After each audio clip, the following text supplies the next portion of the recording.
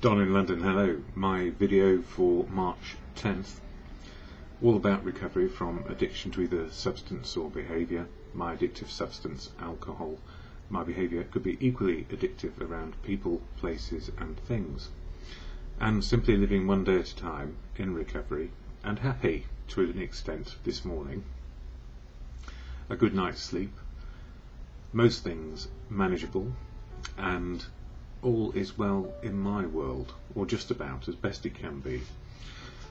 For today, I live in a one-day programme, and courtesy of the Fellowship of Alcoholics Anonymous, I keep sober one day at a time, and of course family, friends and community as well, and medical professionals, and the people I meet in the street, on the bus, in the library, wherever I happen to go, and even the checkout operator in the market. Everything works these days. If I remember, I'm the same size as anybody else, no bigger, no smaller. So for me, Alcoholics Anonymous, a big part of my story. I never speak for AA, cannot, do not want to, but I can speak about how it helped me in my recovery, and really it is the backbone of what has made life possible today. So what is AA? It's a place where we see what you see is what you get. WYSIWYG, as it's called. What you see is what you get. It's a program of attraction and not promotion. So this is not a promotion video about AA. It's about how it helps me in my life, and I share some of the information about what is AA and some readings as well, and what they mean to me. One person, one voice, not the voice of AA. I keep on emphasising that, it's so important. What you see is what you get. So meetings of AA is where it all happens, where life can change. And we go out into the world and we change our attitudes and behaviour.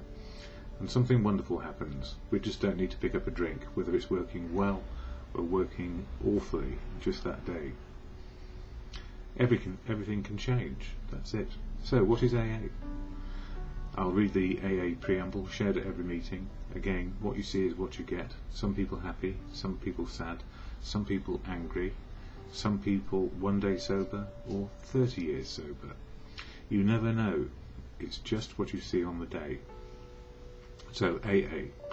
Alcoholics Anonymous is a fellowship of men and women who share their experience, strength and hope with each other, that they may solve their common problem and help others to recover from alcoholism. The only requirement for membership is a desire to stop drinking. There are no dues or fees for AA membership. We are self-supporting through our own contributions. AA is not allied with any sect, denomination, politics, organisation or institution. Does not wish to engage in any controversy, neither endorses nor opposes any causes. Our primary purpose is to stay sober and help other alcoholics to achieve sobriety. Ooh, that's quite a lot of stuff.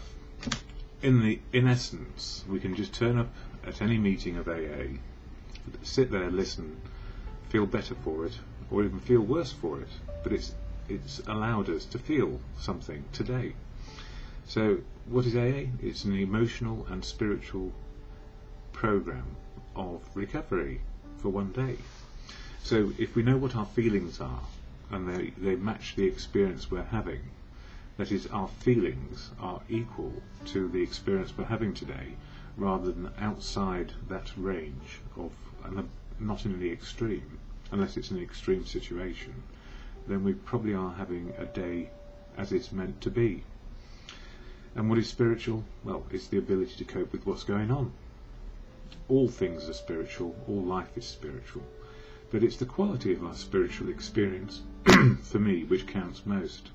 So what is a quality spiritual experience? Seeing reality, feeling reality as it is, and knowing that we have choices in what is going on. Doesn't mean we're in control of everything, it just means we have choices based on what is reality. And yesterday I started talking about chapter 2 in what is known as the Big Book, and this is my enormous big book, for those who can't see too well, or for people who just like big books, like me. And chapter 2 is called There is a Solution, and you know, the whole idea is to move from the problem of alcoholism into the solution and recovery from alcoholism. As an addict, it doesn't go away, but what happens is we live more in the solution than we do in the problem. So old behaviours can come back when we're pushed too far and we don't know what to do. But most of the time we are able to make sense of the world and make sense of reality, more so than with a drink inside us. So chapter 2, there is a solution. I'll try and go through this and what it means to me. We of Alcoholics Anonymous know thousands of men and women who were once just as hopeless as Bill Wilson, the co-founder. Nearly all have recovered. They have solved the drink problem. We are average Americans. All sections of this country and many of its occupations are represented, as well as many political, economic, social and religious backgrounds. So everybody, it's a diverse base of people. We are people who normally would not mix, but there exists among us a fellowship, a friendliness, and an understanding which is indescribably wonderful. And an understanding of which is indescribably wonderful. We are like the passengers of a great liner the moment after rescue from shipwreck, when camaraderie, joyousness and democracy pervade the vessel from steerage to the captain's table. Unlike feelings of the ship's passengers, however, our joy in escape from disaster does not subside as we go our individual ways. The feeling of having shared in common peril is one element in the powerful cement which binds us, but that in itself would never have held us together as we are now joined. The tremendous fact for every one of us is that we have discovered a common solution. We have a way out on which we can absolutely agree, and upon which we can join in brotherly and harmonious action. This is the great news this book carries to those who suffer from alcoholism. An illness of this sort, and we have come to believe it as an illness, involves those about us in a way no other human sickness can. If a person has cancer, all are sorry for him and no one is angry or hurt. But not so with the alcoholic illness. For with it there goes annihilation of all the things worthwhile in life. It engulfs all whose lives touch the sufferers. It brings misunderstanding, fierce resentment, financial insecurity, disgusted friends and employers, warped lives of blameless children, sad wives and parents. Anyone can increase the list. You name it, people are affected by it, and because it's seen as a weakness rather than an illness, that a person should have the willpower to stop self-harming. There is a great stigma attached to being an alcoholic, or at least there used to be, and still is by many people, because don't forget, society says, be the last man standing or the last woman standing, hold your drink, be able to do all these things. It's part of your rite of passage into adulthood, or it was for me. And I could be the last man standing in many circles, but not in the alcoholic circle. We hope this volume will inform and comfort those who are, or who may be affected. There are many, and in the UK it's suggested that 1 in 13 households has a person or people with drink dependence. Highly competent psychiatrists who have dealt with us have found it sometimes impossible to persuade an alcoholic to discuss his situation without reserve. Strangely enough, wives, parents and intimate friends usually find us even more unapproachable than do the psychiatrist and the doctor. But the ex-problem drinker who has found this solution, who is properly armed with the facts about himself, can generally win the entire confidence of another alcoholic in a few hours. Until such an understanding is reached, little or nothing can be accomplished. That the man who is making the approach has had the same difficulty, that he obviously knows what he is talking about, that his whole deportment shouts at the new prospect that he is a man with a real answer, that he has no attitude of holier than thou, nothing whatever except the sincere desire to be helpful, that there are no fees to pay, no axes to grind, no people to please, no lecturers to be endured. These are the conditions we have found most effective, After such an approach, many take up their beds and walk again. And one of the most important parts in there for me is, there is no holier than thou in fellowship. Everybody has a story which is a unique and authentic story to themselves, with this one similarity, a desire to be sober for one day. And if we're living in one day, we're no bigger, no smaller than anybody else. That's what got me into it in the first place. That nobody could tell me what to do, but there were suggestions which were very strong and emphatic around how to be sober one day at a time, and that we're all the same size in fellowship. That's so important too. So it's not do-gooders coming round to try and do you good. It's people trying to do good by sharing their example, but not talking down to anybody. And he goes on to say, none of us makes the sole vocation of this work, nor do we think its effectiveness would be increased if we did. We feel that elimination of our drinking is but a beginning. A much more important demonstration of our principles lies before us in our respective homes, occupations and affairs. So in other words, it's really about learning to be sober so the rest of life can work, and staying sober a day at a time being the primary important fact so that life can work.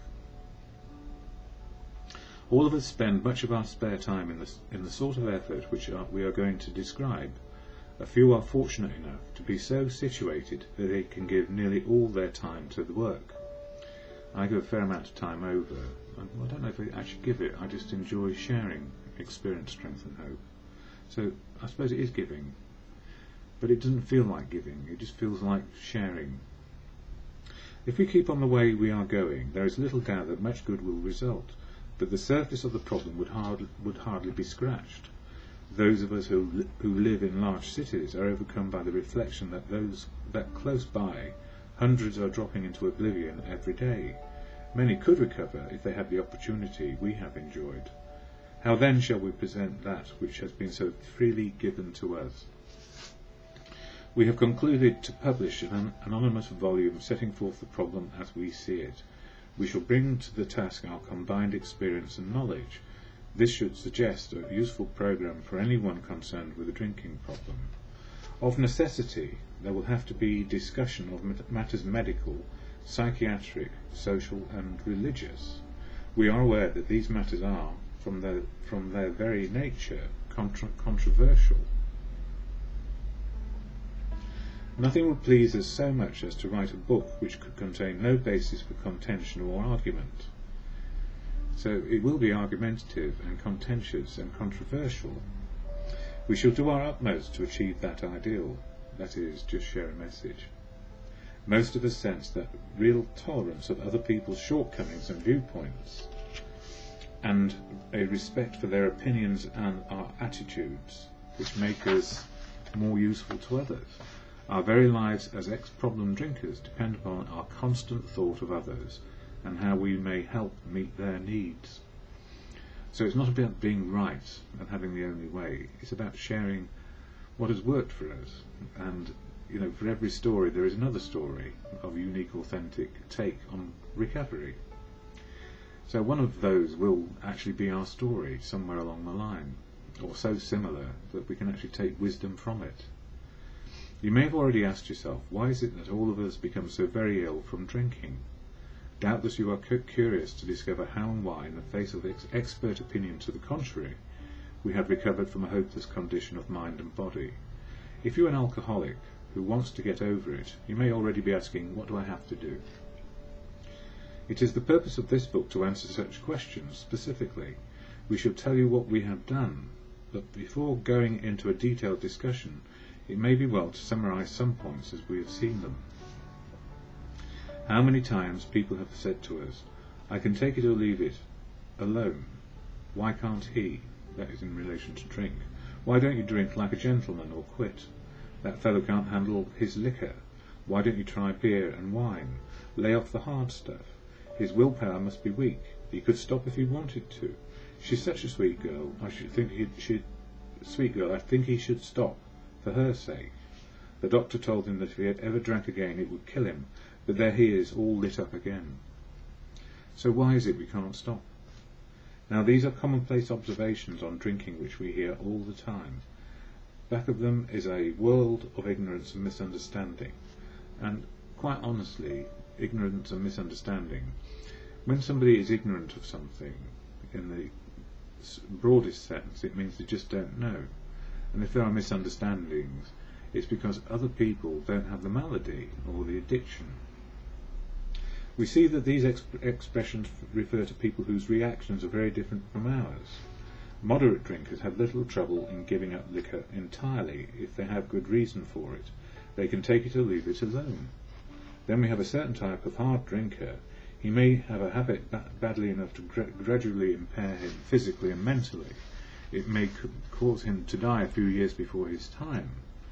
If a sufficiently strong reason, in ill health, falling in love, change of environment, or the warning of a doctor becomes operative, this man can also stop or moderate, although he may find it difficult and troublesome, and may even need medical attention. So even the hardest of drinkers may not be an alcoholic. It depends on how you look at it. But what about the real alcoholic? He may start off as a moderate drinker. He may or may not become a continuous hard drinker, but at some stage of his drinking career he begins to lose all control of his liquor consumption once he starts to drink. So, in other words, like me, there was no off switch until there was none left. Here is the fellow who has been puzzling you, especially in his lack of control. He does absurd, incredible, tragic things while drinking. He is a real Dr. Jekyll and Mr. Hyde. He is seldom mildly intoxicated. He is always more or less insanely drunk. His disposition while drinking resembles his normal nature but little. He may be one of the finest fellows in the world, yet let him drink for a day and he frequently becomes disgustingly and even dangerously antisocial. He has a positive genius for getting tight at exactly the wrong moment, particularly when some important decision must be made or engagement kept. He is often perfectly sensible and well balanced concerning everything except liquor, but in that respect he is incredibly dishonest and selfish. He often possesses special abilities, skills and aptitudes, and has a promising career ahead of him. He uses his gifts to build up a bright outlook for his family and himself, and then pulls the structure down on his head by a senseless series of sprees. He is the fellow who goes to bed so intoxicated he ought to sleep the clock round, yet early next morning he searches madly for the bottle he misplaced the night before. And for those of us who were probably cross-addicted, we used to use alcohol for oblivion. Wake up in the morning and find another addiction ready and waiting for us called work, or the gym, or something, some madness to extreme. If he can afford it, he may have liquor concealed all over the house to be certain no one gets his entire supply away from him to throw down the waste pipe. As matters grow worse, he begins to use a combination of high-powered sedative and liquor to quiet his nerves so he can get to work. Then comes the day when he simply cannot make it and gets drunk all the time, drunk all over again. Perhaps he goes to a doctor who gives him morphine or some sedative with which to taper off. Then he begins to appear at hospitals and sanitariums. Those are the lucky ones, because a lot of people just die in the process of all this or have horrible accidents. Or they don't have any accidents at all and carry on into the worst type of nightmare, which is 24/7 drinking. This is by no means a comprehensive picture of the true alcoholic, as our behaviour patterns vary. So in other words, people are unique and authentic in their drinking, but when we're in recovery we have one similarity: to be sober. Why does he behave this way? If hundreds of experiences have shown him that one drink means another debacle with all its attendant suffering and humiliation, why is it he takes that one drink? Why can't he stay on the water wagon? What has become of the common sense and willpower that he still sometimes displays with respect to other matters? Perhaps there will never be a full answer to these questions. Opinions vary considerably as to why the alcoholic reacts differently from normal people. We are not sure why, Once a certain point is reached, little can be done for him. We cannot answer this riddle, other than we keep on drinking once we've reached a certain stage and cannot stop. We know that while the alcoholic keeps away from drink, as he may do for months or years, he reacts much like other men. We are equally positive that once he takes any alcohol whatever into his system, something happens, both in the bodily and mental sense, which makes it virtually impossible for him to stop. The experience of any alcoholic will abundantly confirm this. These observations would be academic and pointless if our friend never took the first drink, thereby setting the terrible cycle in motion. Therefore, the main problem of the alcoholic centres in his mind, rather than in his body, which is why it's an emotional and spiritual program. But physically we do recover as well, as best we can, if we have chance. If you ask him why he started on the last bender, the chances are he will offer you any one of 100 alibis. Sometimes these excuses have a certain plausibility, but none of them really make sense in the light of the havoc an alcoholic's drinking bout can create. They sound like the philosophy of the man who, having a headache, beats himself on the head with a hammer so that he can't feel the ache. If you draw this fallacious reasoning to the attention of an alcoholic, he will laugh it off or become irritated and refuse to talk. And I'm sort of laughing inside when I see that, because it's true. Once in a while he may tell the truth, and the truth, strange to say, is usually that he has no more idea why he took the first drink than you have.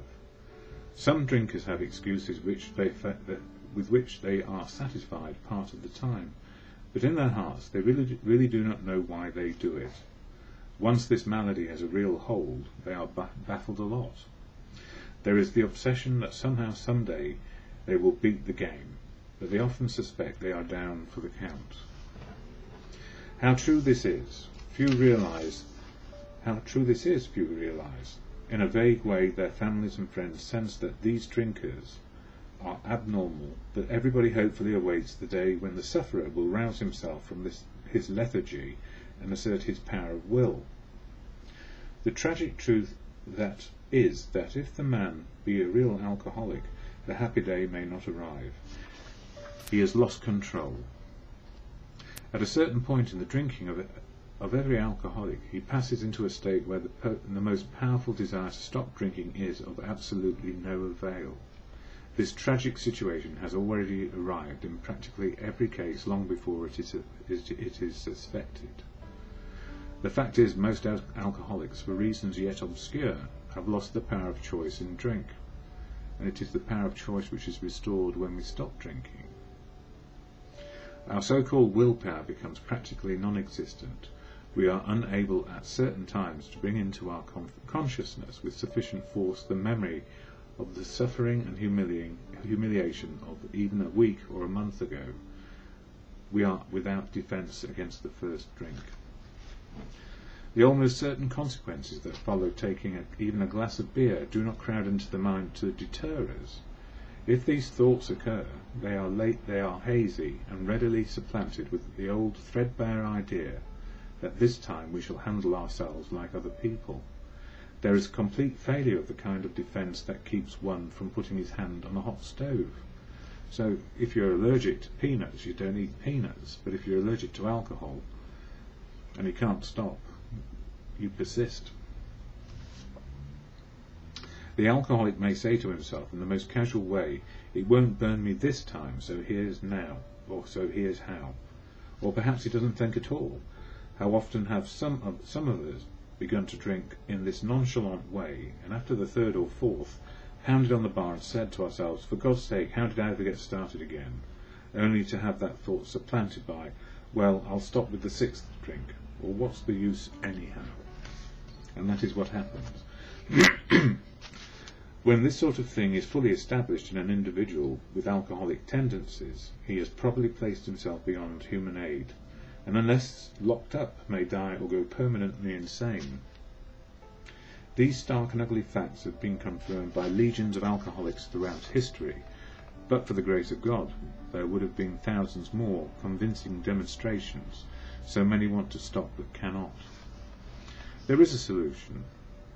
Almost none of us like the self-searching, the levelling of our pride, the confession of shortcomings which the process requires for its successful consummation, which is to be sober one day at a time.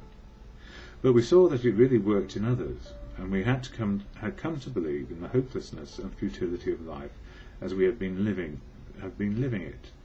When therefore we were approached by those in whom the problems had been solved, there was nothing left for us but to pick up the simple toolkit of spiritual tools laid at our feet.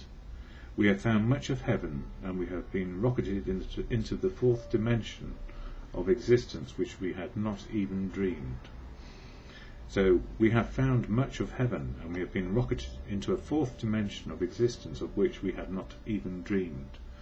So a life beyond your wildest dreams, maybe. Indeed, my wildest dreams were very unreal, but I've been rocketed into reality, which is beyond my wildest dreams.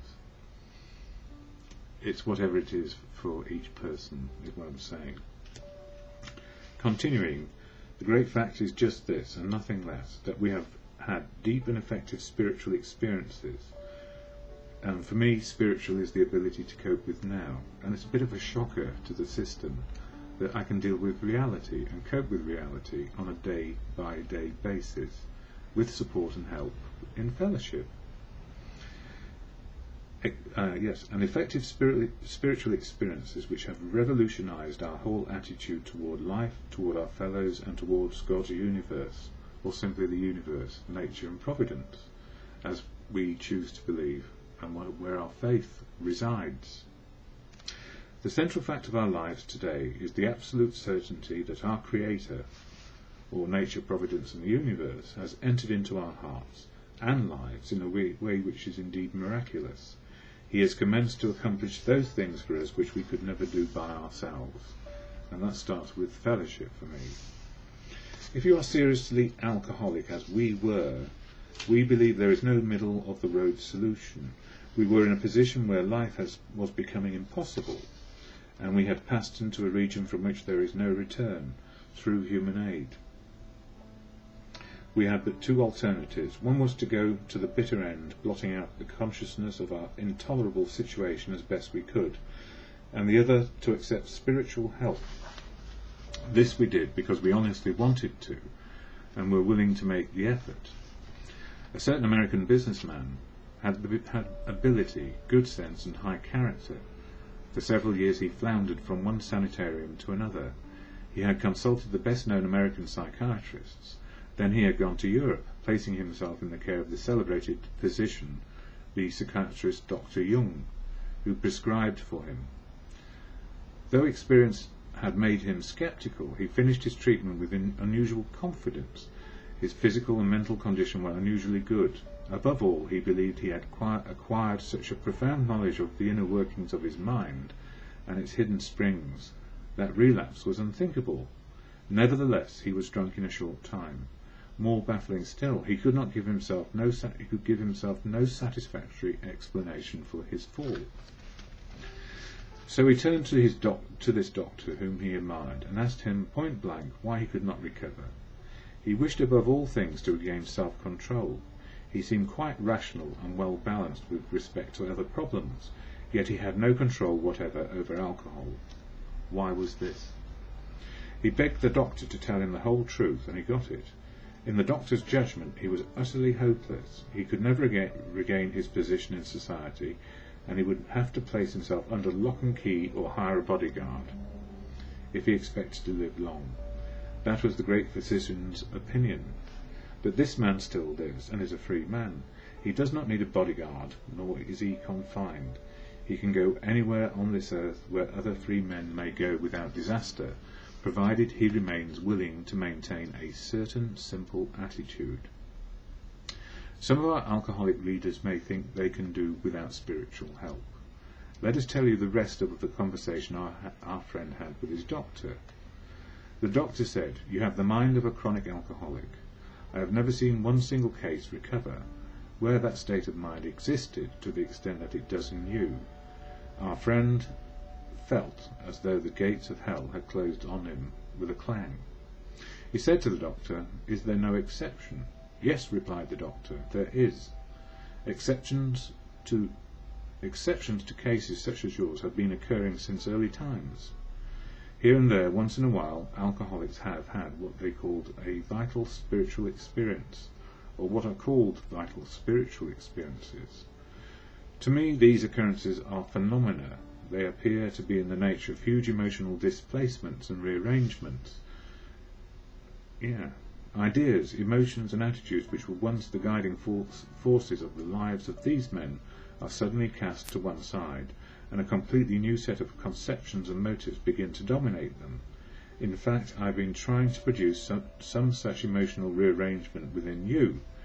With many individuals, the methods which I employed are successful, but I've never been successful with an alcoholic of your description. Upon hearing this, our friend was somewhat relieved, for he reflected that, after all, he was a good church member. This hope, however, was destroyed by the doctor's telling him that while his religious convictions were very good, in his case they did not spell the necessary vital experience.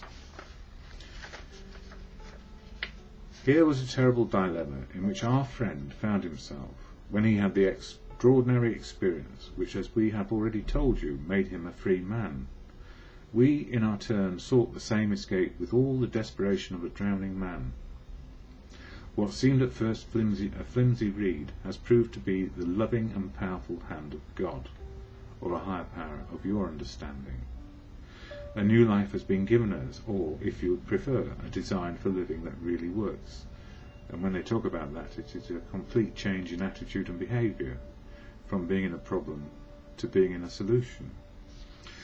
The distinguished American psychologist William James, in his book Varieties of Religious Experience, indicates a multitude of ways in which men have discovered God. We have no desire to convince anyone that there is only one way by which faith can be acquired, and I agree with that, because faith comes from within, and faith is learned and understood by what happens to us in our life experience. If what we have learned and felt and seen means anything at all, it means that all of us, whatever our race, creed or colour, are the children of a living Creator, with whom we may form a relationship upon simple and understandable terms, as soon as we are willing and honest enough to try. And the universe is creation, just for me. Nature and providence, we are all part of it, and we as a species are evolving from one generation to the next, and my generation all the way back were probably very good at drinking, and I'm learning on a daily basis how not to, by having a completely different set of attitudes and behaviour, and how to live in a solution rather than be stuck in a problem, because if I was stuck in the problem I wouldn't be here. Too many trips to the emergency department for me. With whom we may form a relationship upon simple and understandable terms, as soon as we are willing and honest enough to try. Those having religious affiliations will find here nothing disturbing to their beliefs or ceremonies. There is no friction among us over such matters. We think it no concern of ours what religious bodies or our members identify themselves with as individuals. This should be an entirely personal affair, which each one decides for himself in the light of past associations or his present choice. Not all of us join religious bodies, but most of us favour such memberships. And I honestly don't know who favours what membership or affiliation, because it's none of my business. I've just learned what is working for me on a daily basis, and listening to the experience and strength and hope from others who are also sober on a daily basis, whatever their affiliations outside fellowship. In the following chapter there appears an explanation of alcoholism as we understand it, then a chapter addressed to the agnostic. Many who once were in this class are now among our members. Surprisingly enough, we find such convictions no great obstacle to a spiritual experience, and as some religious people tell me, spiritual experience is the ability to cope with now, reality. Further on, clear-cut directions are given showing how we recovered. These are followed by 42 personal experiences. Each individual in the personal stories describes in his own language and from his own point of view the way he established his relationship with God. These give a fair cross-section of our membership and a clear-cut idea of what has actually happened in their lives. We hope no one will consider these self-revealing accounts in bad taste. Our hope is that many alcoholic men and women desperately in need will see these pages, and we believe that it is only by fully disclosing ourselves and our problems that they will be persuaded to say, "Yes, I am one of them too. I must have this thing." And for me, the thing that I wanted most was, I don't know that I wanted to be sober. I think I wanted to be able to drink like a gentleman, if ever I did. But suddenly, somehow, I realised that life would actually be better with alcohol, because it drove me mad. And it took a long time for my mind to understand that life would work far better without a drink inside me. That if I wasn't always looking for a pub, a bar, an off-licence, or a market where I could actually get some more drink, I had much more time to find out what life is. Life is just on a daily basis. So gratitude beyond measure.